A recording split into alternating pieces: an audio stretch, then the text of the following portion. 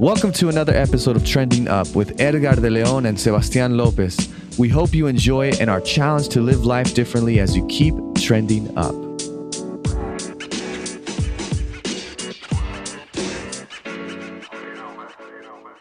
Hey guys, welcome to another episode of Trending Up. We're really excited because now you get to see our faces, right, Edgar? We're excited. We've been working on this. We've been praying for this. Yeah, it's not. And here we I'm are. gonna have to have a proper You- like shirt on now that this is on video.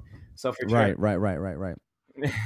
We'll actually have to be dressed Groomed. nicely and Yeah. maybe our hair combed and whatnot. But we're very excited to continue doing Trending Up, and we've been privileged and blessed to be able to be on this journey. And we just thank you, our listeners, and I guess now we can say viewers, our viewers too, for being with us. And our last conversation has been a little bit because Edgar was at camp meeting. Edgar, tell me a little bit about camp meeting. I really didn't talk about what camp meeting is and stuff, but tell me a little, how was it? Did you enjoy it? Was it hot? Was it cold? I don't know. So as Adventists, we have this tradition from the 1800s during this time that's called the Second Great Awakening, where people would go and camp. They would go meet and camp somewhere, and people of different denominations would come and study the Word of God. And that tradition is living today, is living and breathing well today in my conference in the network of churches that we have here in New York State. And pastors go about a week earlier to set up the camp. So this is in the Finger Lakes of New York, which is a beautiful area, but it's in the country. So it's called Union Springs Academy, and we prepare for like 5 days of manual work, setting up tents, moving chairs around. Since I'm young, they put me to move a lot of like tables and chairs, and we're part of what's called the truck crew in our conference. Stuff. Yeah. So I just came back last evening, and it was a blessing. I'm always blessed in a different way in every year, but I'm glad to be home because being away from my house for about 2 weeks can be tough. That's tough. I need to mow and stuff, but I'm blessed, and I'm happy to record. I wasn't able to record for 2 weeks, so. Oh, that's good, man. That's good, man. And just switching real quick, today is July 1st, right? If you are a NBA aficionado, I don't even know how you say it in English. You know that yesterday was the beginning of NBA free agency, which I know we all know is fake because most teams are already talking by then, right? But Edgar, what's your thoughts, man? We're big Lakers fans. For those of you that don't know, we've said it multiple times, but what are your feelings right now with the Lakers? We have one more max spot for a max person, and probably right now at this moment, it's 12:42 p.m. July 1st. Kawhi Leonard is pretty much Eastern time. Kawhi Leonard is pretty much the only person on the table.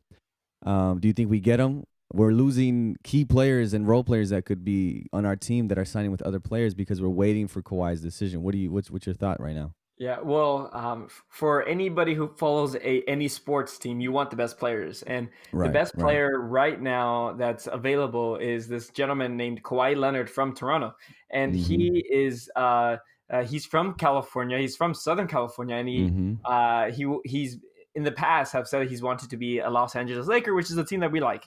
And I'm really excited. My phone is constantly being refreshed to see if we get him officially. Yeah, man, this it's a fun time to be a Lakers fan because we have LeBron James and we have Anthony Davis, and it's just great. And that's pretty much our whole team right now because we don't have. Yeah, I know we only have 3 players on our team, and you need 5. But we'll get it. It'll be filled up, even if that means Edgar and I going to play or whatever. But hey, I'll suit up. You know. And that's it. We'll play it hard. I just want to say this: as of today, as of 12:43 p.m. July 1st, there has been a total amount of $3.1 billion promised or guaranteed through contracts to various players. That's $3 billion that are going to be handed out. Damian Lillard has a top contract right now, 6 years, $258 million. That's a lot of cheese, man. That's a lot of money. That's a lot, man. I was going to ask you how much you make per year, but we're not even going to go down that road. No. We won't go down that road. We won't go around that road because then it won't get good. But we just want to move in now to our topic. We were talking last one that Edgar was with us. We were talking about our church experiences and how that was. And if you haven't heard it, I invite you to check it out. We've also had great episodes with the Trender series with Wandila and others, and we're just very excited to be able to communicate with others and just share what they're doing in their scope of life and their influence and whatnot. But Edgar, I think this is very important because I think it really arose from our conversation last time, right? Of our church experiences and what we felt as kids that we loved and things that we probably didn't like as much, of how people treated us and what we saw and the ugly side of the church, you can say. And I think now, especially that we're seeing a lot of people leaving church and really not desiring to be a part of a church or of a group. Especially young people, right? As pastors, we hear that in our Yep. meetings all the time. The young people are leaving. They, Yeah. they're just leaving in droves outside, and they're just leaving And so, I think the question remains for us. We're pretty young. We're both 26. We're Hey, I'm pastors. 27. Oh, you're 20. Oh, Hey. that's All true. right. That's All true. right. You are 27. I guess Yeah. Yeah. all you're old. Respect I'm your still elder. young. All right. Um, Continue going. I'll be Continue 27 in a on, couple son. months, but but the question I think is, why did we stay in the church? Why is it that Edgar, you and myself and our spouses and some of our friends near us stayed and decided to stay in the church, whereas a lot of maybe our friends and people that we went to school with in college and high school, university, have decided like, yeah, no, this isn't for me, right? I don't know if Edgar, if you want to kick us out with that. Why did we? What are some reasons you think why we stayed in the church that probably could help other people and try and in their journey of saying, hey, is this for me or is it not for me? You know? Yeah, yeah, no, for sure. And I think that as you grow up, what you value the most is what you keep up with. Mm. So if you want to become a doctor, you stay in school. Right. If you want to be good at this or that, you invest time in it. Right. And I believe that there's always a disconnect. Um, Growing up in a church, for those who grew up religious, there's always a disconnect. Around 13 or 14, because you've been growing up in this church, Right. you've follow all these rules. Especially if you're Seventh Day Adventist, you tend to be more conservative than most Christians. So there's a lot of like pressure to do certain things and so forth. And I spoke for the teenagers during camp meeting for one time, just one time, and I was Yeah. How terrified. did that go? I was terrified because that's typically when people decide in their heart to leave the Lord, to leave the church. Mm-hmm. So I think a big reason why people may leave the church is because it's disconnected from their reality, is disconnected from their priority, is disconnected from their interests. So then they leave the church, quote unquote, leave the church Yeah. physically Yeah. when Yeah. they're 18 or 19. But typically, that actually happens before that age in their heart. Mm-hmm. So I Mm-hmm. think there's something about being a parent, that you want to make sure that your children make God a personal experience rather than Right. just a church experience. Right. Right. Because typically we think, oh, you go to church, you should stay in church, but that's not the case. Mm-hmm. People leave, Mm-hmm. and that's been happening since the dawn of time. And this is something that really I'm passionate about, because Right. the reason I was so scared to preach before the teenagers was not that they're going to bite my head off. Probably.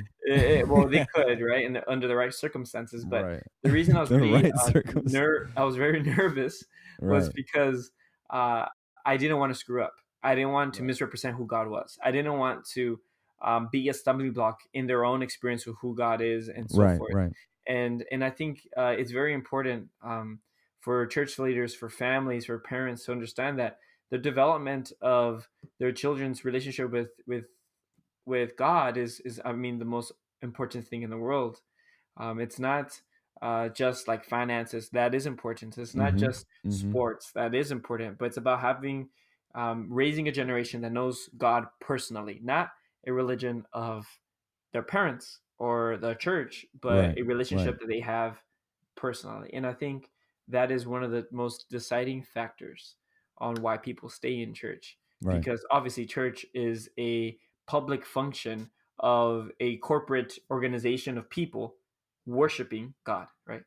So um, I think that's what leads. If there isn't a Yeah. choice in the heart, Right. why Right. go? You're not Yeah. going to go to a country club if you don't play golf. You go there Right. Right. because Right. Right. Right. you're going to play golf.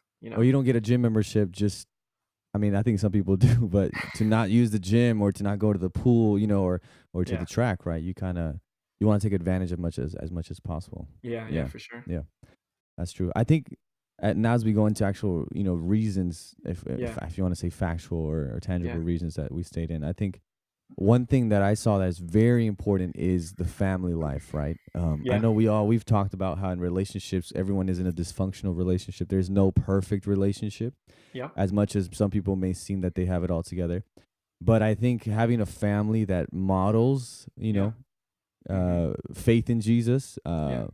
that teaches faith in Jesus and that lives it out, and that Yeah. is, I think I mean a lot of, I think our we talked about it last time too, how it was just like there was times we didn't want to go to church as kids, right? Yeah. Or even as teens, we were like, but our Yeah. parents kept forcing it and pushing us. And I see that even though when when you were in that moment, you're like, oh, I hate this. But looking back, you're like, man, I'm thankful because in those moments, even though it wasn't just one moment where I was like, this is it. It was like multiple times, and just being around that, you were able to experience things. I think family life is very important, and having parents that model that, in a family that the environment is healthy when in regards to religion, right? Yeah. Yeah. I And to think having a faith. I think the most if you want to prove the existence of God, it's Yeah. not a very logical explanation Mm-hmm. or a cute illustration or this Right. fact or that fact, but Right. actually Right. living it out personally. Right. Right. Right. And the biggest turnoff for any person growing in their faith um, in God is religious people who are simply Mm. religious, Right. but not followers of who God is. Right. And I think that's something that needs to be addressed Mm. because there's a lot of well-meaning people Yep. that follow truth but don't follow God, don't Mm. make them personal, and that is what I think God wants to reinstate in our lives is having a personal relationship with Him via the Bible, via prayer, Right. through the gathering of people, and yeah, so family life is important. I know my family upbringing wasn't perfect. Mm-hmm. There was a lot of I think I would say, and I'm gonna offend my mom, but a lot of Mm-hmm. legalism as a way Mm. to coerce me to do certain things. Right. Right. But that kind of did help me, though. At the same time, it kind of gave me understanding of rules and the place for them. But now I've come a point in my life that it's rules and having a Mm. personal relationship with God. It's Right. Right. grace and the law of God and the love of Mm-hmm. God, Mm-hmm. and I think that's really important, right? Don't you think? Yeah, I think it's important. Yeah, like, to have like a healthy balance between the two, right? If not, because I think a Yeah, lot of people have that yeah, experience where they were just, the Bible was just always used as a rule book to spank yeah, them, right? And yeah, metaphorically speaking, right? It was just used to hit them on the head, like La Biblia no dice que no, pa pa, and it's like, yeah. Pa and no, pa it's yeah, yeah, pa it's pa. not like that, right? And so I think having people that see the true view of God, right? The Yeah, identity of God, who is a God of yeah. love. That, yes, Mm-hmm. there's commands that He has. There is a standard that He holds us to. But even when you look at the story of the Bible, He realizes, that people can't live up to the standard. So He sends His own Son, Jesus. Jesus Mm, comes as God made flesh mm, to live out the life that we couldn't live. So even in that, mm. right, He is still saying, "Hey, look, I'm being merciful to the extent Yeah, of I'm doing it for you," right? So He yeah, modeled what service and love and sacrifice truly was, right? And then He asked us to do the same. So it's easier to follow Jesus in some sense. I mean, not it's not easy, but it's easier because it's not like He's telling you to do something that He Himself hasn't done, right? yeah, And yeah, so for it's like, sure, no, it's for just sure. follow me, like, and do what I've done. So I think that's great. I think Yeah, going on with that, I think having my parents involved was very good too for me. My family's very big on music, yeah. You guys are and all talented, man. oh yeah, oh yeah, Missed out, man. I skipped my generation. I'm not. it's not. I try, And but it doesn't work. All right, anyways, hey, continue. it's just you just gotta try until it works, bro. That's it. Fake it till you make it. But my parents love it. My dad was involved in like choirs. My mom was too in quartets and just doing music at church. My mom is the organist at my home church, so Mm-hmm. that was very big in terms of music, which I'll touch on a little bit later. But my mom was also, I mentioned this the other day too, in our last episode of church experiences, how my mom was my Sabbath school teacher most of my life, right? And so Mm-hmm. that was pretty cool because she developed a relationship with a lot of my friends that I believe to this day they'll look to her as like Tia Sonia and stuff. And so I think having parents that are involved not only in just living it at home but also involved in church, um, and involved in what I appreciated was that my mom was involved in my life too. She was interested in my spiritual life and the spiritual life of my Yeah. friends. It wasn't always Yeah. like, you guys got to do better. It was like, no, come to my house. Let me model what a healthy Mm, family and healthy mm, spirituality looks like. And so I think that was very important because then that leads into like having people in church that walk the talk, right? Yeah, I yeah. think you Yeah. have Yeah. a Yeah. lot, and I think as young people, we can tell like when someone comes and we're like, nah, this person's fake. This person's not actually living out what they believe or what they're Mercy. Mercy. talking.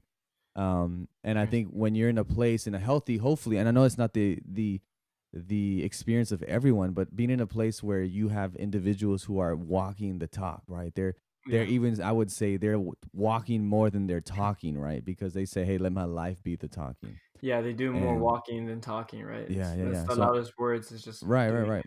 Right. And so I think that at this point where we are now, I think that's what's most important, which has hurt the church the most, is that a lot of people that are talking the talk, but they're not walking the walk.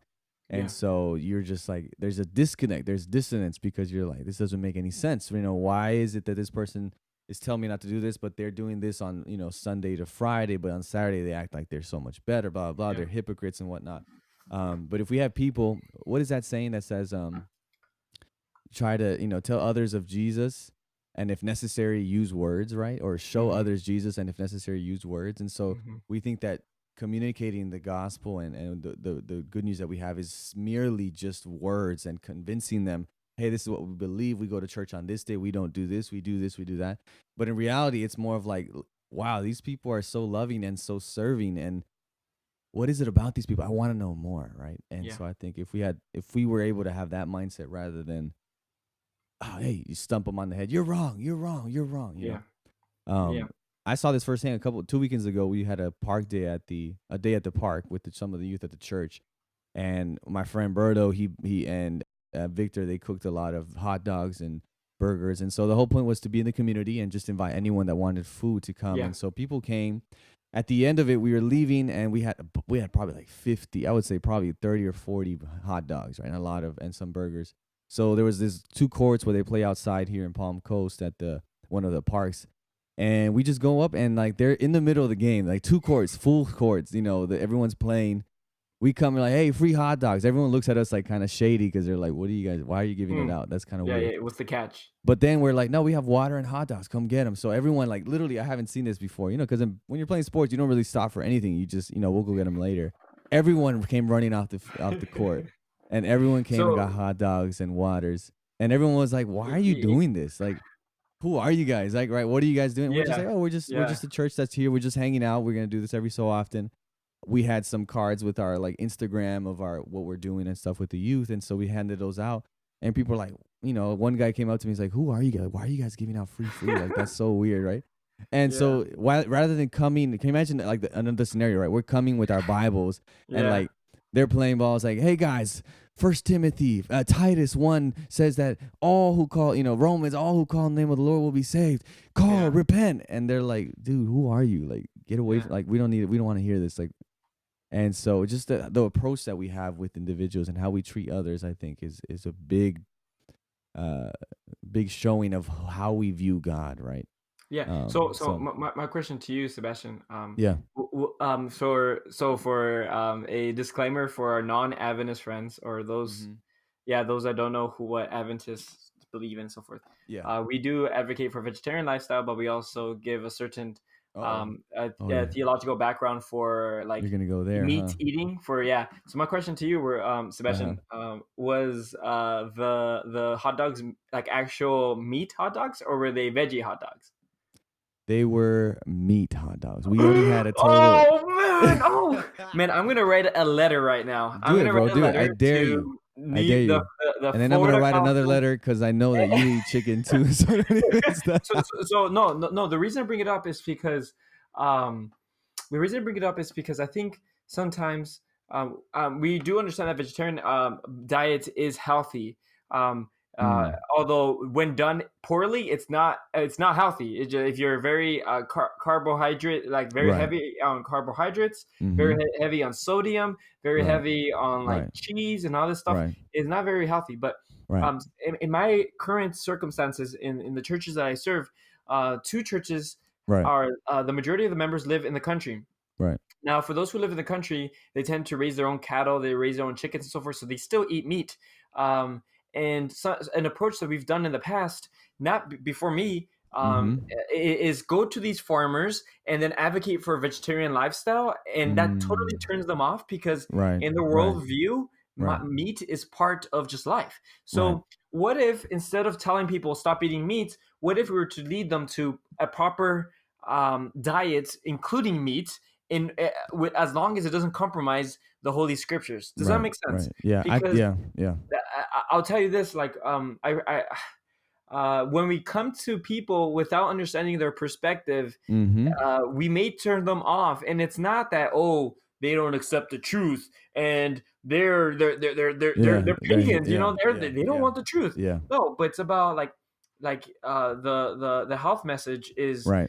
about having balanced meals, meals that are healthy for you. Mm-hmm. And for some people, it may be chicken or beef. Yeah. For others, it may not be. It may just be a vegetarian Right. Right. diet. You Right. get what Right. I'm saying? Yeah. I get So what you're I think there saying. must be flexibility, right? Mm-hmm. Don't you Mm-hmm. think? Yeah. And I Yeah. applaud you guys for doing that because um, I don't know if some of the churches that I serve would have the same understanding and Right. conviction that I Right. have right Right. now. Right. Right. Right.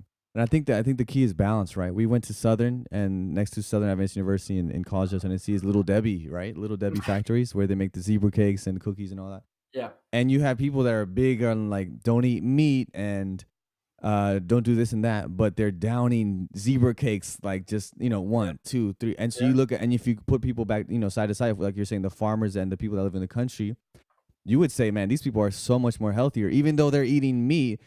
compared to these individuals that aren't eating. They may be vegan or vegetarian, Uh-huh. but are just eating so much high levels of sugar. And so I think the key is balance. I think that's what God wants, is balance in every aspect of life. And so when we're talking about what you're eating, balance, not overeating, not being glutton, not going and giving into gluttony and eating too much of one thing, but being balanced. And so I think that's what really has helped us, I think, and I speak for you, Edgar, is just having people that we saw had a balanced life, right? That Yeah. Yeah. people that were normal Yeah. inside and outside of church, right? That weren't like all these like crazy conspiracy people Yeah.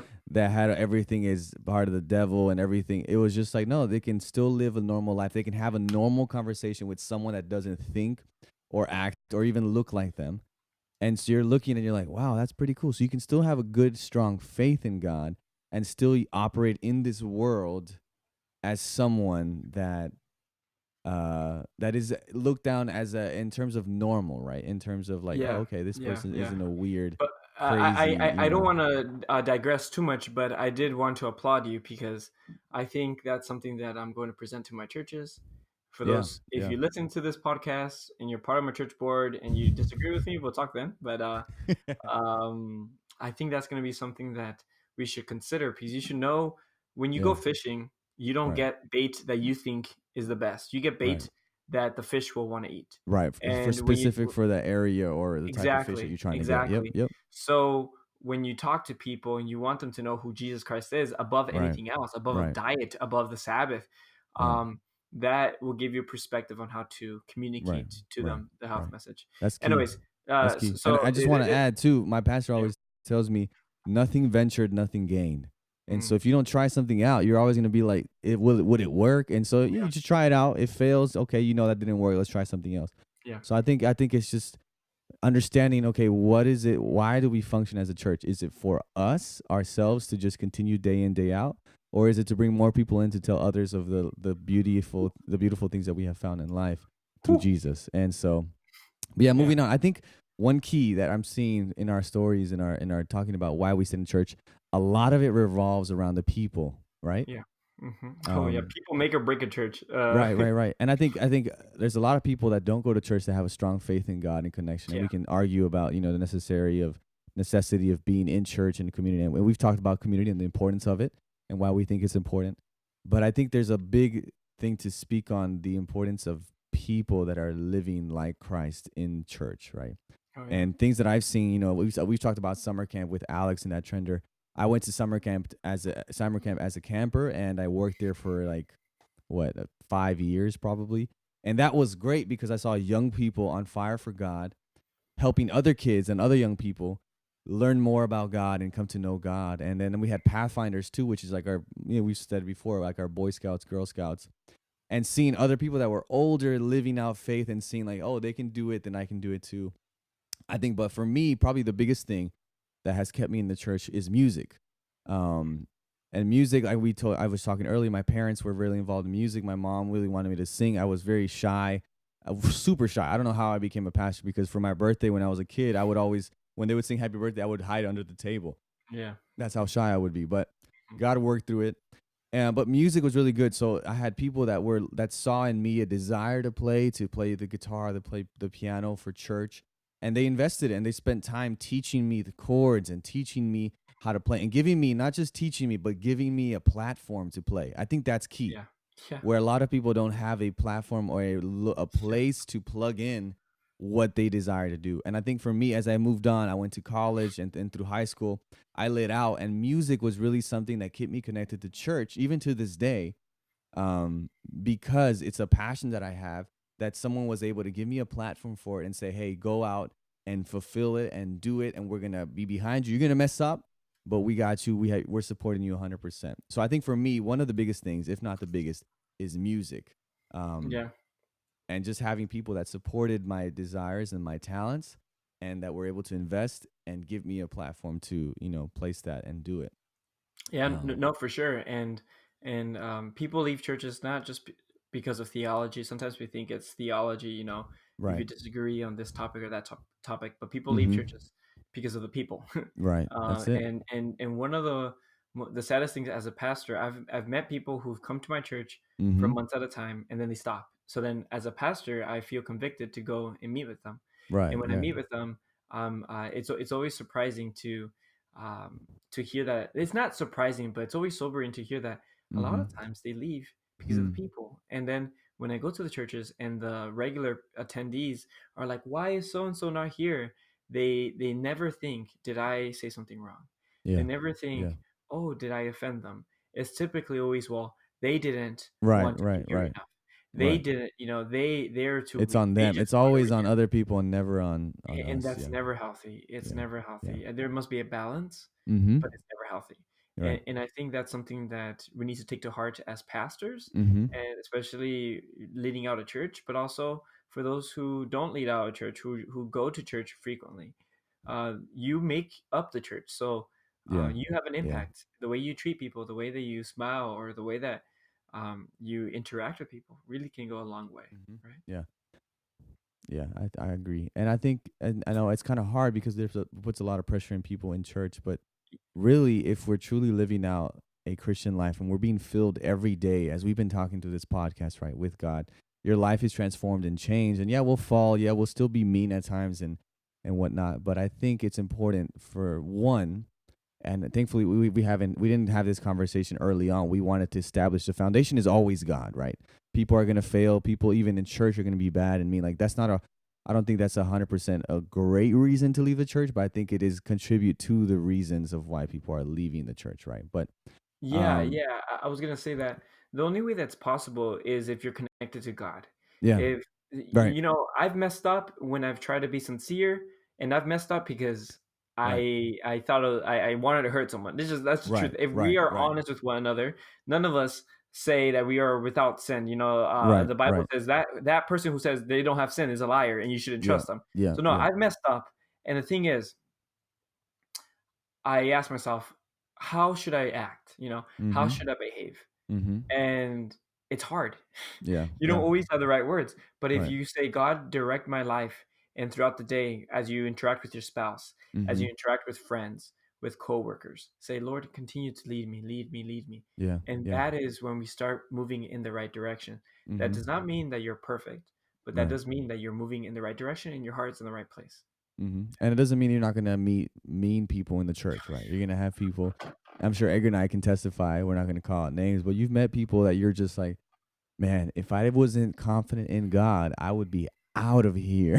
Like, and so I think it's just if you are still in church and you're involved, I encourage you to try to shift the culture of that church by Yeah. giving a deeper glimpse of into the heart of God.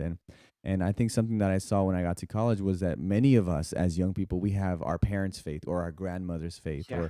our Yeah. family's faith. And as soon as we leave the doors of our house permanently to say, right, to go to college, we give it back, right? So it's like a borrowed faith. It was never truly ours. So what I encourage you to do is, as much as possible, try to make your faith your own.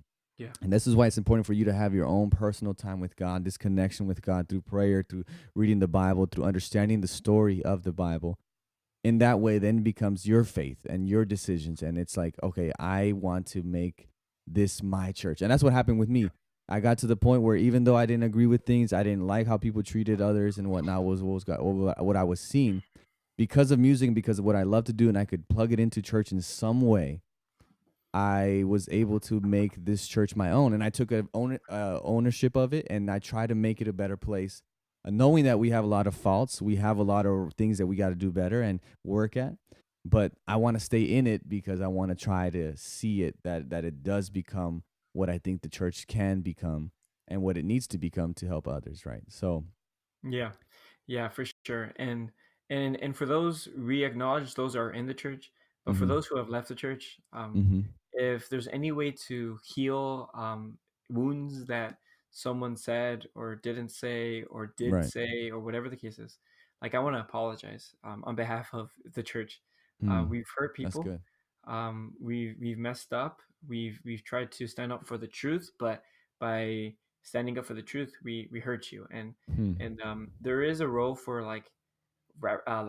truth, and it sometimes hurts, but that is not always the case when it comes to churches. And I apologize, and Mm-hmm. and I hope you understand that what God wants for His church is actually bliss, not problems, Hmm. not deceit or um, what's the word, or gossip. Right. God Right. Right. wants like flourishment, and if you've been hurt, take your time, heal, um, distance yourself if you need to, Mm-hmm. but Mm-hmm. from the church, Mm-hmm. don't distance yourself from God, because Right. Right. if you remember, the proper like role of God is to love you and to Right. love the Right. church. Right. Right. God never designed people to hurt each other. And I say this because um, I've been hurt, and the way that I've coped with it is not by by dismissing it, because to dismiss Right. feelings is Right. to Right. be insane, really. Mm-hmm. Because everybody has feelings. It doesn't matter if you're male or female, you have feelings. But may those feelings remind you that what that person did or didn't do or whatever that hurts you, Yeah. that reminds you that whatever they did wasn't okay. So Mm-hmm. may your feelings be remind you that certain things aren't okay, Right. but may they not just drive you totally. Like if we were to all follow our feelings, the world would be Right. a mess. Yeah. But may Yeah. we, um, you get what I'm saying, Sebastian? Yeah. I get you. I get you, man. And I think the best thing to end here with is just focusing on Christ and seeing, like, think Yeah, about Jesus. The people that Jesus came to save crucified him, yeah, and yet he still loves us, right? And he still bears with us every single day. And so I think that just shows, like, if God, the one that we are seeking to become more like and who we are praying to and trying to get to know more each day, is willing to be crucified by those he came to save, then I think we can kind of take on that and just say, okay, I'm going to do the same thing. Even though I may be crucified by my own people in my own church, I'm going to continue because Jesus did it and I want to be like Jesus, right? So I know it's yeah, hard. I know it's the tough one, but these are, we just want to share a little bit of why we stayed in the church. As you saw, most of the reasons why we stayed is because thankfully, we were privileged to have the right people at the right time in our lives. And sure, we've had people walk in and out of our lives that maybe have had bad impressions or intentions or influences in our lives, but we were able to find something that we were passionate about, whether that be through sports and meeting yeah. people, through summer camp, through music, through preaching, through arts and photography, podcasts. Now we found something that we could really give towards God to help others. And we've also taken ownership of our church to the point where we're pastors now. We're trying to change the culture and shift it into a culture that really sees God for who he is, because the way we see God is the way we see others, and that's how we'll treat others. So hopefully something we said was beneficial for you guys. And once again, we're very excited to and thankful for all those that are listening and sharing our content and We just invite you to keep sharing it, keep listening, and keep trending up, because that's the only way that we can get better in this life. We love you all. Peace. Thanks for joining us today. Make sure to subscribe and follow us wherever you get your podcasts. Please rate us and share our content. Learn more about us by checking out our website. The link is in our show notes. From us to you, muchas gracias, and always keep trending up.